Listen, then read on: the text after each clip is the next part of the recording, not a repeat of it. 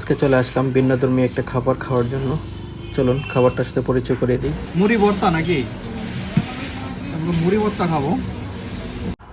ভিন্নধর্মী খাবারটা হলো মুড়ি ভর্তা। অনেক ভর্তার নামই তো শুনছেন, কেউ কি মুড়ি ভর্তার নাম শুনছেন? এই যে রেডি হচ্ছে ভর্তা। এই ভর্তা দিয়েই মুড়ি দিয়ে বিভিন্ন মশলা দিয়ে মুড়ি ভর্তা তৈরি করা হবে। আসলে অসাধারণ, অনেকের মুখ থেকে শুনছি, এর জন্য চলে আসলাম আজকে মুড়ি ভর্তা খাওয়ার জন্য। চলুন আপনাদের কাছে শেয়ার করি কেমন ছিল। এই যে আমাদের মুড়ি ভর্তা রেডি। এই মুড়ি ভর্তা কত না? 30 টাকা। 30 টাকা না? মশলা মুড়ি ভর্তা। ভাই মুড়ি ভর্তাটা কেমন লাগতেছে? আর একটু স্পাইসি হলে ভালো হতো। পাইছি। দেখি একটু টেস্ট করে দেখি কি অবস্থা।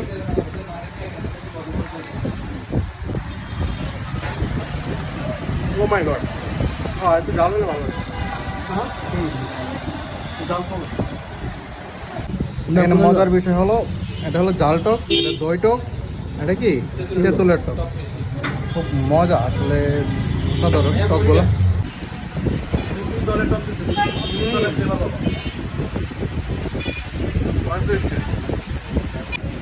এখানকার ফুচকাটা আমরা টেস্ট করি। ফুচকাটা ছিল অসাধারণ, মুড়ি ভর্তার যে ফুচকাটা ছিল অসাধারণ। এখানকার 3টা টক ফুচকার সাথে আসলে খুব ভালো লাগলো, এমন টক আমি জীবনও খাই নাই।